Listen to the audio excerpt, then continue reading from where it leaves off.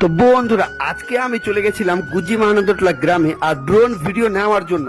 তবে কত কষ্ট করে ড্রোনটা নিয়ে এসেছিলাম আজকে ভিডিও তৈরি করার জন্য, তবে সেটা কিন্তু আমার সাথে আর হলো না। তবে ভিডিওটা কেন হলো না সবকিছুই বলবো ডিটেলসে তোমাদের সাথে শেয়ার করব আমি।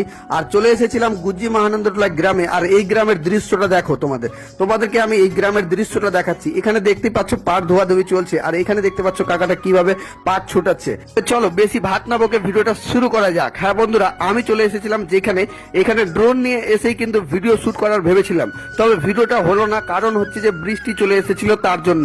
হ্যাঁ, ড্রোনটা উড়িয়েছিলাম ঠিকই, কিন্তু বৃষ্টির কারণে আবার নামিয়ে নিতে হয়েছে।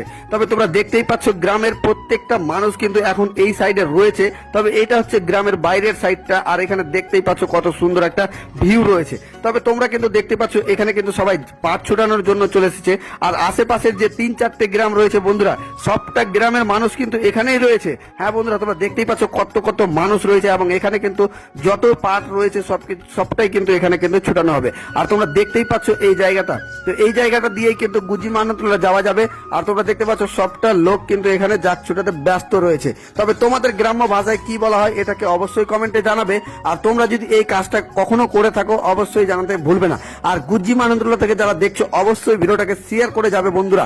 তবে আমি একটাই কথা বলবো বন্ধুরা, আমার ভিডিও কিন্তু সবটাই গ্রাম রিলেটেড হয়ে থাকে, আর গ্রামের কিন্তু আমরা সৌন্দর্যটা তুলে ধরি। হ্যাঁ বন্ধুরা, তোমরা কিন্তু দেখতেই পাচ্ছ আমি যেখানে রয়েছি এটা হচ্ছে গুজি মহানন্দটোলা গ্রামের বাইরের সাইডটা, আর এখানে কিন্তু 3-4টে গ্রামের মানুষজন কিন্তু এখানে রয়েছে। তো তোমরা কিন্তু দেখতেই পাচ্ছ। তবে দেখো বন্ধুরা, গ্রামের সৌন্দর্য কিন্তু সর্বদাই থাকে, আর আমি কিন্তু যেখানে আছি এই গ্রামের সৌন্দর্যটা কিন্তু অনেক অনেক আলাদা। আর এখানে দেখতে পাচ্ছ সবাই কিন্তু পাট ধুতে ব্যস্ত রয়েছে। আর এইভাবেই কিন্তু আমাদের গ্রাম্য এলাকাতেই পাট ছোটানো হয়ে থাকে, এবং এই যে পাটগুলো রয়েছে এগুলো কিন্তু 20 থেকে 22 দিন পর্যন্ত জাগ দেওয়া হয়ে থাকে, এবং এই জাগ দেওয়ার পরেই কিন্তু এই কাজটা সম্পূর্ণ হয়। তবে বন্ধুরা, পাট ছোটানোর পরে এটা কিন্তু যে বলবে যে সম্পূর্ণ কাজ শেষ, তবে না, এই পাটটা ছুটিয়ে কিন্তু আবার রোদরে শুকানো হয়। তবে তোমরা কিন্তু এই কাজগুলো যদি করে থাকো অবশ্যই জানাতে ভুলবে না এই কমেন্টের মাধ্যমে। আর ভিডিও কিন্তু বন্ধুরা ভিডিওটাকে বেশি বেশি করে শেয়ার করে যাবে, কারণ আমরা গ্রামে থাকি এবং গ্রামকে ভালোবেসে থাকি। আর গ্রামের সৌন্দর্যকে ছড়িয়ে দেওয়ার জন্য দায়িত্ব হচ্ছে সবকিছু আমাদের উপর নির্ভর করে। হ্যাঁ, তবে বন্ধুরা আমি কিন্তু শহরের ভিডিও কম দেখিয়ে থাকি, এবং ভালো ভালো জায়গার ভিডিও না দেখিয়ে আমি কিন্তু আমাদের গ্রাম্য এলাকার ভিডিওগুলো দেখাই।